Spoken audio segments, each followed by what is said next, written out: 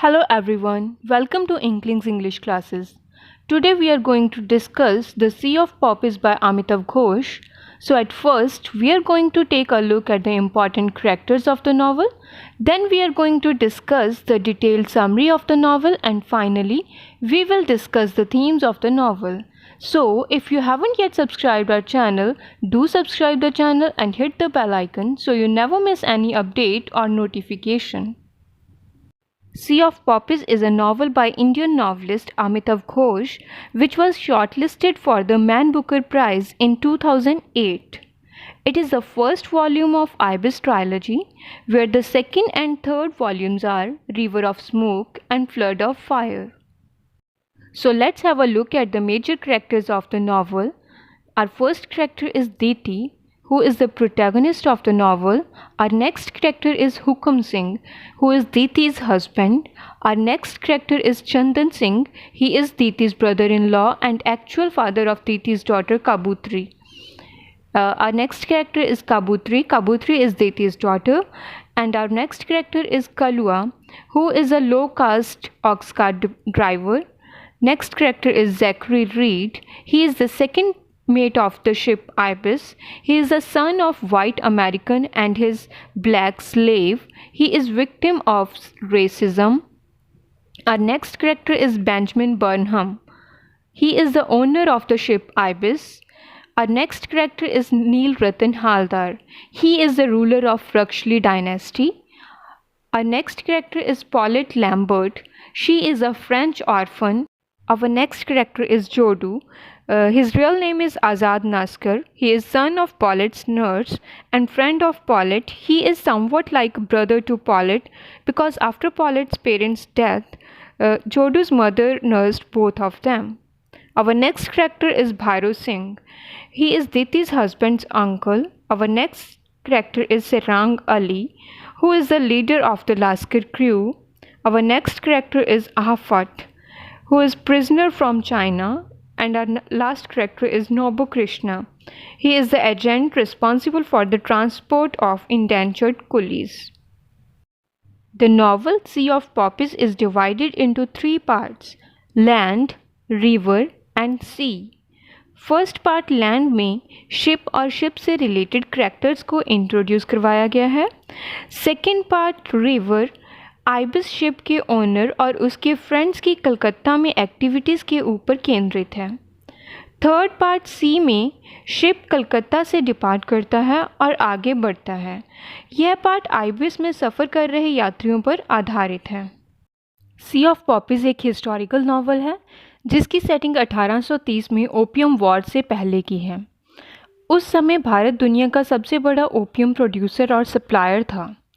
East India company ने गंगा के किनारे की फर्टाइल लैंड में किसानों को अफीम उगाने के लिए मजबूर करके बहुत मुनाफा कमाया था. ट्रेड पर ब्रिटिश मर्चेंट्स की मोनोपोली थी. बिहार और बंगाल के फार्मर्स को भी कंपनी के एजेंट्स ओपियम उगाने के लिए मजबूर करते थे. ओपियम इलीगल तरीके से चाइना को एक्सपोर्ट किया जाता था. इस वजह से गरीबी और भूखमरी छाई हुई थी.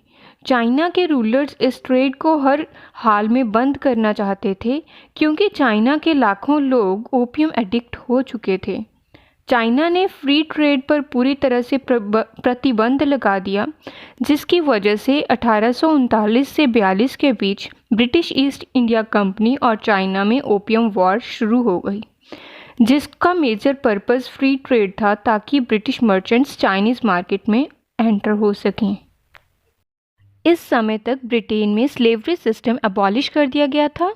ब्रिटिश एम्पायर को अपनी ईस्ट एंड वेस्ट इंडीज़ की प्लांटेशंस में काम करने के लिए वर्कर्स की ज़रूरत थी, जिनको गिरमिटियाज बोला जाता था. That is indentured labours with a signed contract. So बहुत से लोग गरीबी और भूखमरी से बचने के लिए अपना देश छोड़कर मॉरिशस, फिजी और त्रिनिदाद जैसे आइलैंड्स पर ब्रिटिश शुगर प्लांटर्स को सस्ती लेबर प्रोवाइड करवाते थे. नावल की कहानी आइबिस शिप के इर्द गिर्द घूमती है, जो कि असल में अमेरिका में बनाया गया था अफ्रीका से स्लेव्स को ट्रांसपोर्ट करने के लिए. लेकिन स्लेवरी एबॉलिश होने के बाद ये शिप बेकार हो गया था. इसके बाद इसे British trading company Burnham brothers जिनके हेडक्वार्टर्स कलकत्ता में थे, उन्होंने चाइना को ओपियम एक्सपोर्ट करने और इंडेंचर्ड लेबरर्स को ब्रिटिश कॉलोनीज में ट्रांसपोर्ट करने के लिए खरीद लिया था। शिप का कैप्टन मिस्टर चिलिंगवर्थ एक ओपियम एडिक्ट था। फर्स्ट मेट मिस्टर क्राउल एक दुष्ट व्यक्ति था। सेकंड मेट जैकरी रीड था। शिप के crew members China, East Africa, Arab, Bengal, Goa, Tamil और अरकानसास को बिलोंग करते थे और सेरांग अली इनका लीडर था। नॉवल की शुरुआत मार्च 1838 में आइबिस के गंगासागर आइलैंड के पास पहुंचने से होती है। जब शिप पायलट बोट की वेट कर रहा होता है उसे कलकत्ता पोर्ट पहुंचाने के लिए, तभी ईस्टर्न बिहार के नदी किनारे बसे एक छोटे से गांव में कहानी शुरू होती है, जहां दीति नाम की औरत को इंट्रोड्यूस करवाया जाता है। दीति को सपने में आइबिस दिखाई देता है। दीति गाजीपुर टाउन की आउटस्कर्ट्स में रहती है। दीति का पति हुकुम सिंह एक अफीमखोर है जो कि सदर ओपियम फैक्ट्री में काम करता है। दीति को उसकी शादी वाले दिन उसकी मदर इन लॉ खाने में अफीम दे देती है क्योंकि उसका हस्बैंड हुकुम सिंह इनफर्टाइल है और उसका brother in law Chandan Singh कॉन्ज्यूमेट करता है। यही चंदन सिंह उसकी बेटी कबूतरी का असली फादर है। जब दीति के हस्बैंड की डेथ हो जाती है तो उसकी बेटी को रिश्तेदारों के पास भेज दिया जाता है और उसे अपने पति की चिता में सती होने को मजबूर किया जाता है क्योंकि उसके इन-लॉज की बुरी नज़र उसकी प्रॉपर्टी पर होती है। जब दीति सती होने लगती है तो कलुआ, जो कि एक लोअर कास्ट का ऑक्स का ड्राइवर है, वह उसे वहां से बचाकर भगा ले जाता है। दीति के इन-लॉज इन्फ्लुएंशियल फैमिली को बिलोंग करते हैं, इसलिए वो उन दोनों को किसी भी हाल में ढूंढना चाहते हैं। इसके लिए उन्होंने बहुत सारे लोगों को उनके पीछे लगा दिया था। दीति और कलुआ शादी कर लेते हैं। अपने रिलेटिव से बचने के लिए कॉन्ट्रैक्ट साइन करके आइबिस शिप में इंडेंचर्ड लेबरर्स मतलब गिरमिटियास बन जाते हैं। नॉवल में जैकरी रीड बहुत अटेंशन रिसीव करता है। वह तब से आइबिस पर सफ़र कर रहा है जब से शिप ने जर्नी स्टार्ट की है। वो कहता है कि उसने अपनी ज़िंदगी में आइबिस से सुंदर और कोई चीज़ नहीं देखी और आइबिस उसके लिए माँ के समान है, जो उसके दुख में उसका साथ देती है और उसकी खुशी में खुश होती है। और वो सेरांग अली की हेल्प से उसके साथ मिलकर सेकंड मेट बनने में भी सफल होता है। यहीं पर हम नीलरतन हालदर के रूबरू होते हैं, जो रक्षली डायनेस्टी का राजा है। नील का वंश रक्षली के ज़मींदारों पर रूल करता था। नीलरतन ओपियम कल्टीवेशन करता था और जब ओपियम का ट्रेड चाइना के साथ शिखर पर था तब उसने मिस्टर बर्नहम से लोन लिया था। अब चूंकि चाइना के साथ ओपियम ट्रेड बंद होने की वजह से उसके पास लोन चुकाने के लिए कुछ नहीं बचा, तो मिस्टर बर्नहम ने उसकी प्रॉपर्टी बेचकर सब कुछ सेटल करने के लिए बोला। तो नीलरतन यह कहकर मना कर देता है कि ज़मींदारी उसकी एंसेस्ट्रल प्रॉपर्टी है और ऐसा करके वह अपनी फैमिली और उन सभी लोगों से मुंह नहीं मोड़ सकता जो उसके ऊपर डिपेंडेंट हैं। इसी वजह से उसके ऊपर धोखाधड़ी का इल्ज़ाम लगता है और कोर्ट उसे 7 साल तक मॉरिशस में इंडेंचर्ड लेबरर की तरह काम करने की सज़ा सुनाती है। और तभी वह वहाँ पर आफत से मिलता है, जो कि हाफ चाइनीज़ हाफ पारसी है और ओपियम एडिक्ट भी है। यही उसका 2 साल तक जेल में अकेला साथी था और अब दोनों को साथ में आइबिस पर ट्रांसपोर्ट किया जा रहा है। आइबिस में सफ़र करने वाले यात्रियों में एक लड़की पॉलेट लैम्बर्ट भी थी, जो फ्रेंच ऑर्फन है और इंडिया में पली बड़ी है। उसके फादर एक बॉटनिस्ट थे और उसकी मदर चाइल्ड बर्थ के दौरान उसकी मौत हो गई थी। मिस्टर एंड मिसेस बर्नहम उसे उसके फादर की डेथ के बाद अपने साथ अपने घर ले जाते हैं। मिस्टर बर्नहम उसकी शादी बड़ी उम्र के जस्टिस के साथ करना चाहते थे, इसलिए वो उनके घर से भागना चाहती थी। इसी दौरान पॉलेट जैकरी रीड से मिलती है, जो मिस्टर बर्नहम के घर डिनर के लिए आया था। तब पॉलेट डिसाइड करती है कि वह बेटर फ्यूचर के लिए मॉरिशस जाएगी। पॉलेट जोडू जो कि उसका चाइल्डहुड फ्रेंड है और भाई जैसा है, क्योंकि जोडू की मदर ने पॉलेट की मदर की डेथ के बाद उन दोनों को पाला था, उसके साथ भेस बदलकर आइबिस में सवार हो जाती है। वह जोडू के साथ पली बड़ी थी तो बंगाली भी बहुत अच्छे से बोलती है और उसे कोई पहचान भी नहीं पाता। इसके बाद शिप में बाबू नौबकृष्ण पांडे एक ऐसा करैक्टर है जो प्लॉट की एडवांसमेंट में बहुत हेल्प करता है। वह बर्नहम का बंगाली गोमुस्ता है जो कि इंडेंचर्ड वर्कर्स की ट्रांसपोर्ट के लिए रिस्पॉन्सिबल है। कैबिन क्रू और ऑफिसर्स के अलावा और भी बहुत लोग हैं जो आइबिस में सफ़र कर रहे हैं, जैसे कि सोल्जर्स, गार्ड, सूबेदार और सिलादार। शिप में सभी अपनी सोशल बाउंड्रीज जैसे कास्ट, रिलीजन, क्लास को भूलकर एक दूसरे का साथ निभाते हैं।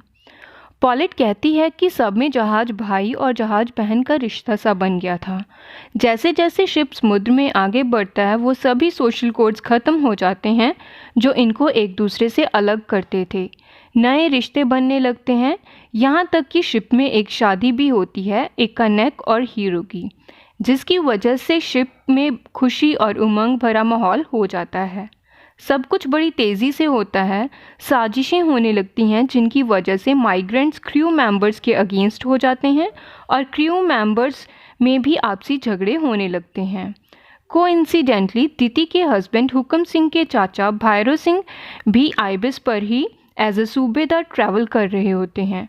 वह दीति और कलुआ को पकड़ लेता है और उन्हें टॉर्चर करता है, जिसकी वजह से आइबिस में रिवोल्ट हो जाता है और अल्टीमेटली कलुआ और आफत Bhairav Singh and villainous mister crawl को मार देते हैं। सेरांग अली जो कि क्रू लीडर है, आइबिस छोड़कर नील और आफत के साथ एक बोट में सवार हो जाता है। कलुआ और जोडू भी इसके साथ चले जाते हैं। मेन करैक्टर में से दीति, पॉलेट, जैकरी, नौबकृष्णा ही शिप में रह जाते हैं। इस तरह से नावल ना ही निराशा में ख़त्म होता है और ना ही किसी रेजोल्यूशन मतलब संकल्प के साथ, and it left the readers wishing for more. And that's all about the plot of Sea of Poppies. Let's discuss the major themes involved in the novel. Our first theme is colonialism. Colonialism is not the subject of the plot, but its exploitation in Bihar and Bengal. Company के rule के दौरान British traders and money landers किसानों को opium की खेती करने के लिए फोर्स करते थे और बदले में उन्हें बहुत कम कीमत देते थे, जिसकी वजह से किसान और मजदूर बहुत ज़्यादा गरीब होते गए। इस तरह से नावल में कॉलोनियलिज्म के बुरे प्रभाव को दिखाया गया है। मजबूरी में किसान और लोअर कास्ट वर्कर्स को कॉन्ट्रैक्ट साइन करके ब्रिटेन की कॉलोनीज़ में शुगर केन प्लांटेशंस में काम करना पड़ता था। उनकी कंडीशन स्लेव्स यानी गुलामों से कम नहीं थी। So we can say that novel revolves around two broad economic themes of 19th century: the compulsory cultivation of opium as a cash crop in Bihar and parts of Bengal for the Chinese market and its disastrous results, and transport of first batch of Indian diaspora. The other theme that we witness in the novel is strange mingling of races and cultures. Ibis में अलग अलग countries, religions, class, cast के लोग थे। Despite there cultural differences, they share a bond among themselves. They somehow became Jahaj Bhais and Jahaj Bahans in the words of Paulette. So that's it for this video. I hope you found the discussion helpful. If you found the video helpful, then do like it and share it with your friends. I'll be back very soon with a new video. Till then, stay tuned with Inklings English classes and don't forget to subscribe the channel.